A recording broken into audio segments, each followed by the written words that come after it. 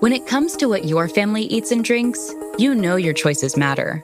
You're the expert because you know what fits your life. And getting it right starts with good information. That's why America's beverage companies are sharing more information about our ingredients at goodtoknowfacts.org. No spin, no judgments, just the facts straight from the experts for more than 140 beverage ingredients. Visit goodtoknowfacts.org. We are cultivate. We are cultivate.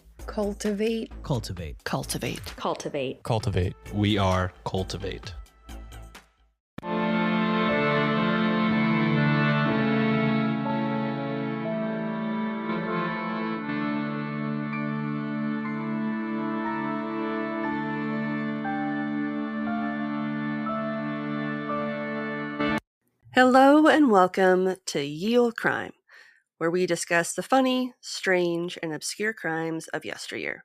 I'm your host, Lindsay Valenti, and with me is my sister and co-host, Maddie Savage. Hello. Hello. It's starting to get a little bit easier for me to say that and not second guess myself when I say it.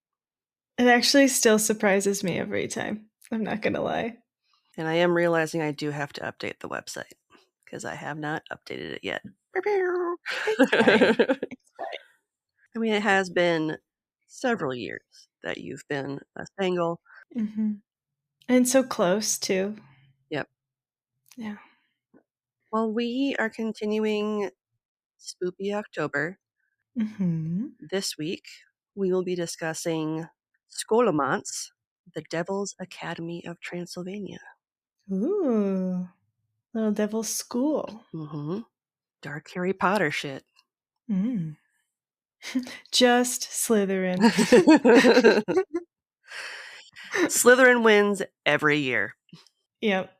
They always get the house cup. Information was pulled from the following sources: a 2024 Historic Mysteries article by Bipin Dimri, 2020 Esoterics blog post, 2011 Jason Colavito article, 2011 Romanian Traditions blog post by Ursus Pileus. I think I said that right. I probably didn't. Mm-hmm. Lake County Public Library Tumblr post, and 3 Wikipedia links. Mm. And thank you to Carrie Ann for her research assistance on this episode, and links to all of these articles will be included in the show notes. We wouldn't be here without support from listeners like you. If you're interested in supporting us financially, you can leave a one-time or monthly donation over on Buy Me a Coffee or our Venmo page. Links are in the show notes. And we make a point of reaching out to send you a thank you note and stickers to show our appreciation. Want to show your support in a more concrete way? Pick up some Ye Olde Crime merch over at our TeePublic shop. We shout out whenever there is a sale each month, and we work to make sure we're creating new designs and changing it up whenever possible. And hey, thanks for listening. In the remote Carpathian Highlands, hidden from sunlight, lies a school where the devil himself teaches. For 7 years, students learn the secrets of nature, the speech of animals, and the dark arts. But only 9 ever leave. Welcome to Scholomance. That sounds kind of cool, actually. Way to make that sound way more enticing than I thought it. Yeah. That's their, admittance video? Yeah. Welcome. Their little, sorority row TikTok. Yeah. It's just good. Scholomance is a fabled school that teaches black magic in the Carpathians around Lake Hermannstadt, or Sibiu, Romania, near Transylvania. Mm. In 2008, Forbes magazine ranked Sibiu, quote, Europe's 8th most idyllic place to live, end quote. Interesting. That's why I chose it, probably. Because it's idyllic. It's nice. Nicknamed the city with eyes and the city where houses don't sleep, it's unclear when Scholomance first opened its doors. Okay, see, those two phrases don't link with idyllic setting. Yeah. A house that doesn't sleep with too many eyes. Yeah. I mean, I don't want that for my vacation, right? Yeah. But you do you. Like, if that's your I jam, guess. you do you. Yeah. Just don't like being alone or Yeah. asleep.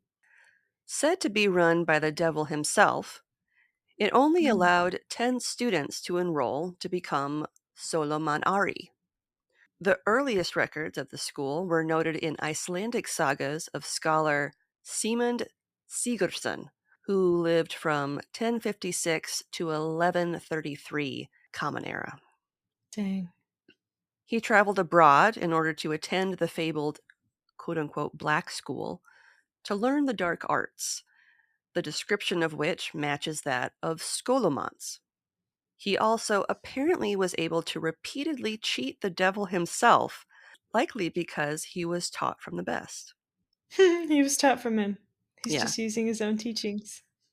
I'm going to use this against you, sir. Historians theorize that instead of Sibiu, he actually traveled to Franconia or southern Germany, putting him closer to Romania than Iceland. Mm. Legends state that the School of the Devil can be found at a little lake in the heart of the mountains, just south of Sibiu. This immensely deep, inky black lake is said to be where the school is located. Mm. Like a chilly Atlantis. Yes. Scholomance has been compared to the College of Sorcery in Salamanca, as well as the Dom Daniel, which is a school near Tunis in Arabian Nights, said to be underwater. Hmm. The school is said to be, quote, where the secrets of nature, the language of animals, and all magic spells are taught, end quote. Solomanari, or the Solomanar, were wizards from Romanian folklore, said to be able to ride a dragon and control the weather. Pretty cool. Mhm. This magic allowed them to create rain, thunder, or a hailstorm. Okay, so not all weather. Interesting. Yeah, just the bad weather. Yeah, just like the really passive aggressive kind that like isn't that helpful. Yeah, unless it's a drought, in which case, rain's nice, Mm, hail not so yeah. much. Yeah. Belief in the priests is said to date back at least 4 centuries, to the time of the Getodashians, where the priests were referred to as kapnobati. Rough translations of this include the cloud travelers or the smoke walkers. Mm, I like that. Hmm. I like the smoke walkers. That sounds pretty badass. Mhm. It does. The Solomanari aren't born with mystical powers. They're recruited from common folks in Romania. Makes sense. Children born with a mask over their face, or a caul, which is when a child is born inside the amniotic membrane. Super dangerous and rare. Normally they die, Yep. but okay. Or, if they are born with a tail, Mm. would encourage them to be kidnapped as an infant by older members of the Solomanar, who would then take them to the Scholomance. So I would assume most of them are midwives or nurses or somebody. Then No, they're actually all male. interesting. So how would they like kidnap babies? I don't know. Maybe they use their dark magic to know Maybe when they were another. doctors. They Maybe. posed as the doctors themselves. Well, because they're labeled as priests, so maybe, I don't know, like they get called They're in like when there's like dangerous they're like the situations. dark mirror version of a priest. Yeah. A priest gets called and they're the ones that show up. Yeah, because I'm sure you'd get called if like a baby's born with a tail or a baby is born in a sack. Like that would be something where they'd be Mhm, like, call a priest, I'm assuming. mhm. So Or if like the mother looks like she's gonna die or something like that. She's having difficulty with childbirth. they're like, maybe we should show up. Mhm. I'm gonna take that baby. That baby is going to be mine. Quote, only 10 scholars are admitted at a time, and when the course of learning has expired and 9 of them are released to return to their homes, the 10th scholar is detained by the devil as payment and mounted upon an Ismeu, or a dragon. He becomes henceforth the devil's aide de camp and assists him in making the weather. That is to say, preparing the thunderbolts, end quote. I mean, that's kind of a cool job if you like did it. You went through school and you're like, I don't really want to do much. Now you can just ride a dragon and make thunderbolts all day. Well, it's like, I wonder, like, how do they pick that person? Is it like the person Mhm. that got the worst grades? Or like, Yeah, is it the best or the worst? Who is yeah, it? is it like an exalted position? Or is it It's the like, class clown. yeah, it's like, Jeremy, you really didn't try that hard. Now you gotta ride the Get on dragon that for the dragon. rest of eternity. And he's like, Yep. oh no. But I'm afraid of heights. And I'm scared of dragons. That's why we picked you. The dragon, named Balaur or Zemiu, sleeps in the deep waters of the lake during fair weather and aids his dark Mm. master by creating the thunder that echoes in the mountain passes. Villagers in Hermannstadt warn travelers not to throw stones into the lake, lest they wake the sleeping dragon and incur his wrath. Mm. Yeah, don't do that. Don't do that. Mm-mm. Solomanar would learn at the school for 7, 10, or 13 years, depending on the source. And the conditions in which they were taught were extremely difficult, as they would have to remain underground for the duration of their education away from sunlight. Interesting. Yeah, they could be instructed in a variety of practices, such as including the languages of all the beings in the world, including animals. The curriculum included casting spells, riding on dragons, and learning how to control rain. They were also taught how to exact power over lesser animals, and to some extent even gain control of the minds of, quote, weaker men, end quote. So they're dog trainers. Essentially, yes. Nice.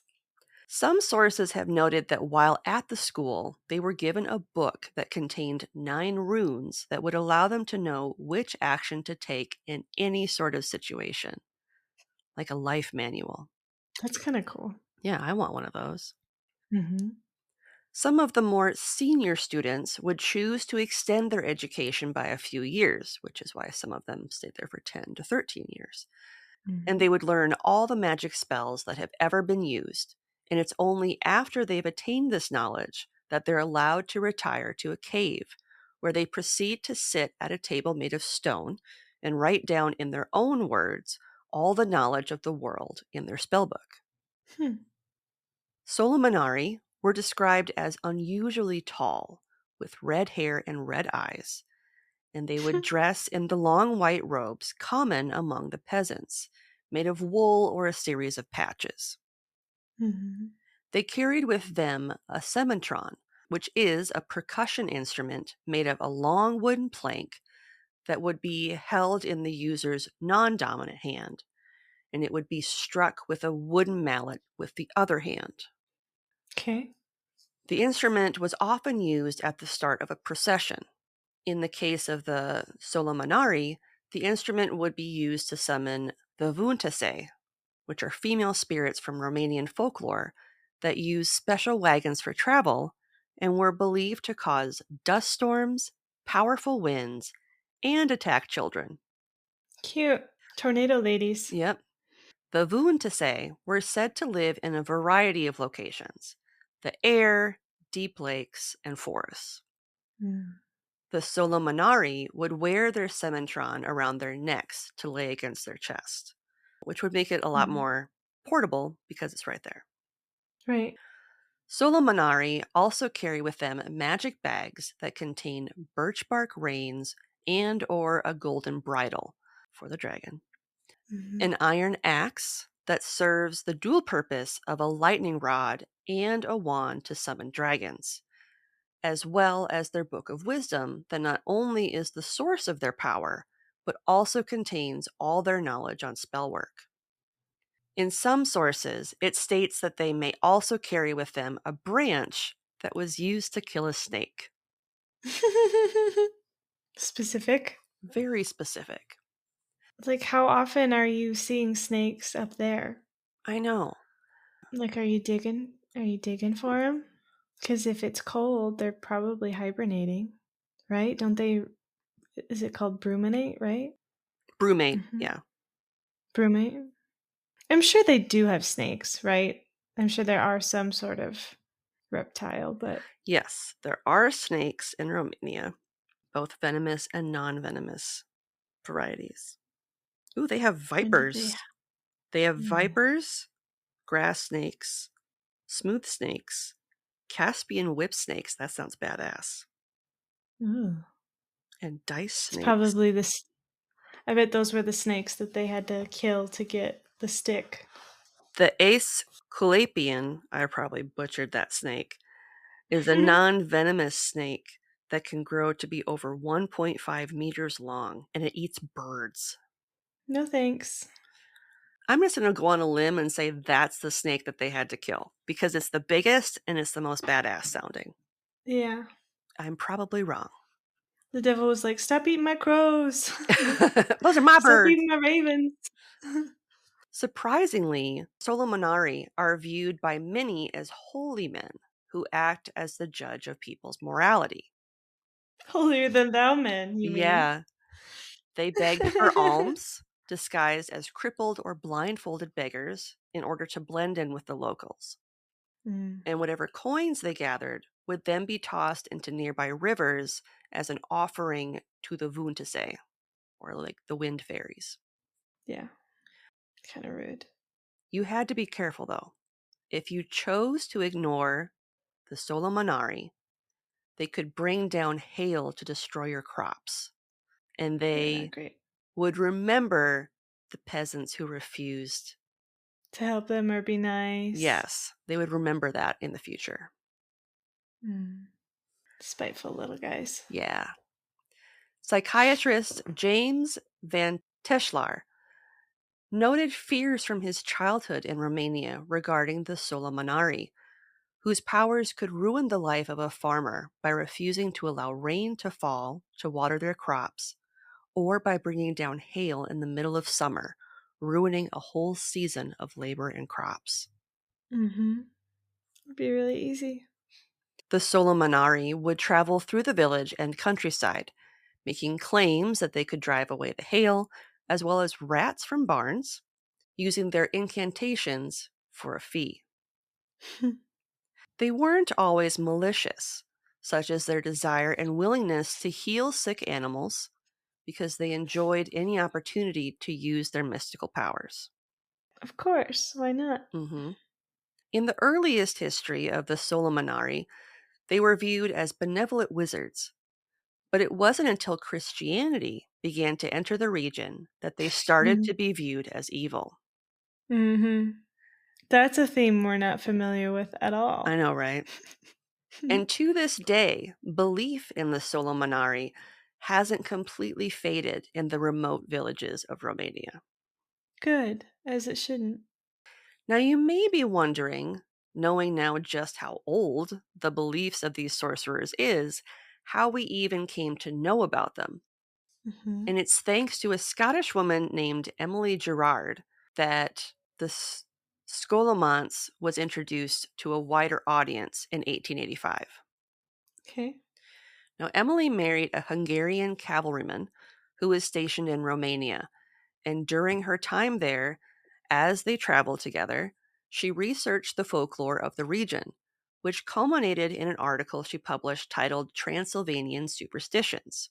Mm-hmm. This article would eventually spawn a book titled The Land Beyond the Forest, which you can still read for free online today, and it was originally published in 1888. Crazy. Fun fact, Bram Stoker made mention of the Scholomance in a little novel he wrote called Dracula. Just a little one. Just, this little known thing. Yeah. In 1897, folklorist R.C. McLagan published another report on the legend in the journal Folklore that read in part, quote, "Here we find that the Drac is the devil in person, who instructs certain persons to be magicians and medicine men in a college under the earth. Of these, 1 in 8 receives instruction during 14 years, and on his return to earth, he has the following power. By means of certain magical formulae, he compels a dragon to ascend from the depths of a loch. He then throws a golden bridle with which he has been provided over his head and rides aloft among the clouds, which he causes to freeze and thereby produces hail. End quote. That'd be quite the sight. It would.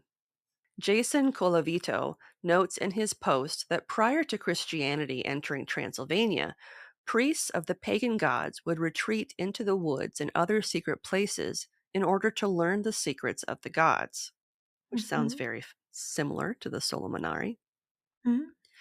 The very name of the school has ties to King Solomon. As noted in Historic Mysteries, quote, according to medieval grimoires and codices, Solomon used the demons of hell to construct his temple in Jerusalem. His method was quite brilliant. He used magical powers not to bind all the demons to his bidding, but instead concentrated on the most powerful. Then, having got that one under control, he made the demon instruct all his demonic followers to do what Solomon said. End quote. A demonic MLM? Pretty much. The world's first MLM. The Scholomance legend teases the idea that some knowledge comes at a price, and that power over nature might demand more than one is willing to pay. And that is the story of the Scholomance and the Solomanari. I want to go to that school. I want to learn how to talk to animals. Right? And I don't mind snakes. I'll learn. Although I wouldn't want to kill one with a stick so I can have a dead snake stick. That just sounds mean. That's your wand. And I do like dragons. Dragons are pretty big. We love to hear from you, and there's a couple of ways you can reach out to us. You can email us at yeoldecrimepodcast@gmail.com, where you can send us story ideas, share any spooky stories you may have, fun gifts, or even just to say hello. You can also reach out to us via snail mail. Remember mail? Our mailing address is Ye Olde Crime Podcast, P.O. Box 341, Wyoming, Minnesota 55092. Fun fact, we like to send out thank you cards with fun stickers you can't get at our shop, so it's worth the cost of a stamp. As humans, we like to think we have the answers, like we've got it all figured out. But the truth is, the more we learn, the more we realize how much we don't know. We cling to theories, to stories, to ideas, just to make sense of the world around us. But what if everything we've believed was wrong? Welcome to Second Guess Everything, where each season I'll take you on a thrilling journey through the darkest corners of humanity. From unsolved crimes to mind-bending conspiracy theories, haunted hotspots, and every dark historical moment in between, Second Guess Everything will make you question everything you thought you knew and open your mind to a world of mystery. If you're ready to question everything, be sure to tune in to the first 3 episodes of Season 1 on October 28th, 2025. Subscribe today on your favorite podcast player.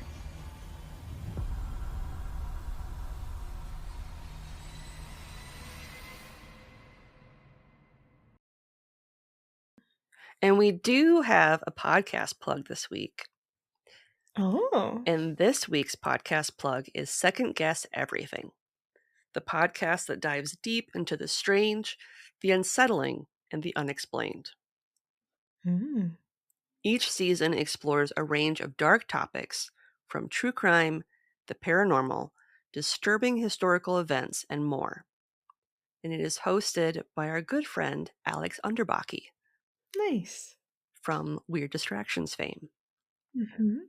And the first 3 episodes will drop on October 25th, and we will have a link to it in the show notes so you can subscribe so you don't miss the drop day. Nice. And this week's listener question comes from Carrie Ann, who would like to know, would you rather be a gladiator in ancient Rome or a jousting knight in medieval England? Ooh. Oh no. Probably a gladiator, because I would hope that I would die quickly if I messed up. Didn't they have to fight like lions and shit? Yeah, so I would die quickly and it would be fine. Right? Or like a boar. Because I like the idea of getting that kind of like impact that doesn't kill you, but just continuously like slowly maims you, That's fair. essentially. And like getting close to a horse that might die because it gets hit, or like, I don't know. I feel like the long term trauma is worse as a jouster versus the short term trauma of a gladiator. Because you're either so good that you get out or you die.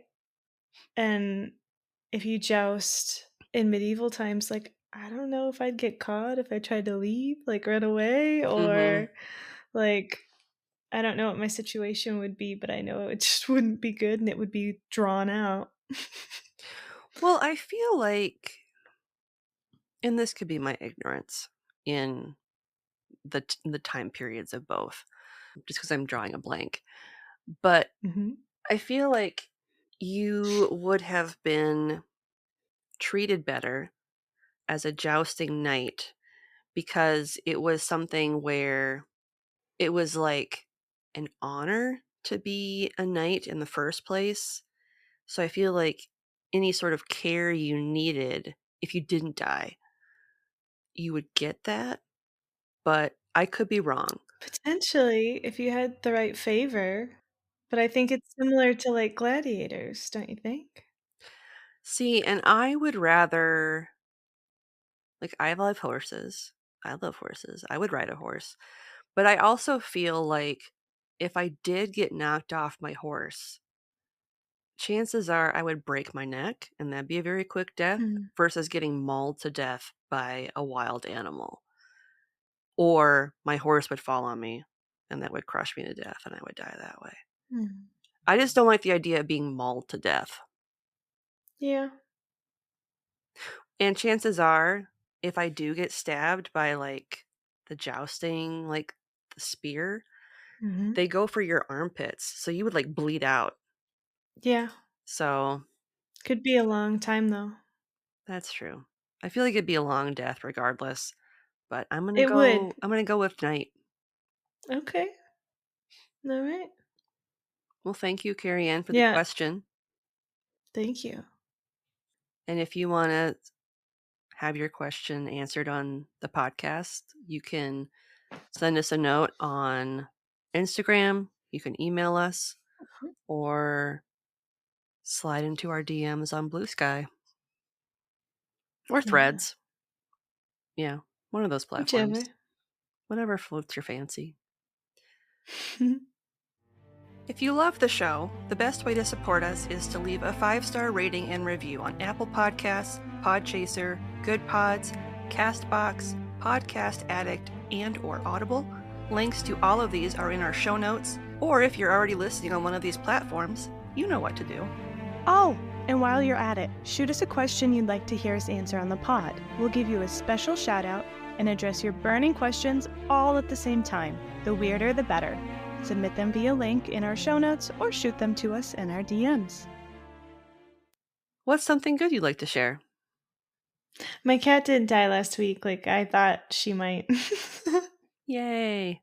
Smooch lives! Yay. Smooch lives. Yeah, so I was kind of weird last week because Smooch was not herself and she wasn't feeling so good. And I had to take her to the emergency vet. And Lindsay actually helped me do that. Mm-hmm. And she's okay. She's doing all right. And she's a puka and she's going to live forever. So we're hanging out. I just got to snuggle her again and she's healthy and there's no additional things. Just got dangerously constipated, which I did not know is like a deadly thing for a cat. I didn't know that either. Mm-hmm. Yep. 2 enemas later. Jesus. She's good to go. It's like getting a Yep. colonoscopy. I just felt so bad because she like did not want any interaction afterwards. I did not blame her. I let her come to me. I was like, "You have been violated today in so many ways." Yeah. you get to do whatever you want, Miss Lady. Mhm. So she's back to normal and doing well. Good. So that's my good thing, is my stubborn old lady cat is probably going to continue to be a stubborn old lady cat and will live forever. Yeah. Mm-hmm. How about you? What's one good thing? We adopted a puppy. Oh, okay. So this past week, we brought home Yeti, who is a Okay. Chihuahua Dachshund mix. So it's a Chiweenie. Okay. Chiweenie. Yeah, Chewini. He is 5 months old. Wait. Yeah, he'll be 6 months old by the end of the month. Okay. He's super cute. Kona is slowly warming up to him. Mm-hmm. And today's the first day that they've been able to eat next to each other. Okay, so not resource hoarding, which is good. Mm-hmm. It's a big step. We brought him home on Tuesday, and Mhm. he's had his own little area where he was eating and drinking. He's had several accidents in the house, but Yeah. I mean, he is a puppy. He's still a baby. He's still a baby. I was wondering your thing in the background. I was like, that looks like a crate. Yeah, we had Kona in it when we originally brought Yeti into the house. And Thomas let Yeah. him run around for a bit before he formally introduced the two of them. We are waiting on his vet records because we need that in order to enroll him in obedience training. And we will Mhm. also be re-enrolling Kona in obedience training. So they're both learning at the Does same it time together. and learning the same commands. And I think it'll be better that way, because then Yeah, I think so too. they're both getting more socialization with other dogs Mhm. and kind of learning and relearning how to be good Mhm. dogs. So I think it'll be good for both of them. Mhm. So yeah, that's my good thing. Kind of Chewini. A snuggle buddy, which is what Thomas has been wanting for a couple years now, Mhm. but the timing just hadn't worked out when we were Mhm. last kind of looking the last few times. With a name like Yeti, it's kind of like the stars were aligning. For those that don't know, Yeah. that's like Thomas's nickname, and was the name of his business that he ran for a while, and yeah. Mhm. So it's just kind of a name that has significance in our household. I didn't realize that was his name before he got to you. I thought you had chosen that name. Mm-mm. That's even more special. Yeah, he came with the name and we decided to keep it. Nice. But yeah. We did finally name the new firearms dog Oh yeah, what's the name? Duke, Duke. as in the Duke, John Wayne. Mm-hmm. It was either that or Clint from like Clint Eastwood, and I was like, No. no. Duke is it's a good giant black lab name because he's gonna be huge. Yeah. That's a good name. He's gonna be over 100 pounds easily. That's a good name. All right. Shall we? Let's do it. Want to be social with us? You can see pics from this week's episode, bonus content, and funny memes on X at Ye Olde Crime Pod, or on Facebook, Instagram, Threads, TikTok, and YouTube at Ye Olde Crime Podcast. Speaking of YouTube, we have a special playlist just for our Can You Crack the Cramp Word segments with our guest podcasters to see who can correctly guess the meaning of some obscure Victorian slang terms. If that's your thing, check it out. And on that note, as always, I'm Lindsay. And I'm Madison. And we'll see you next time with another tale As old as crime.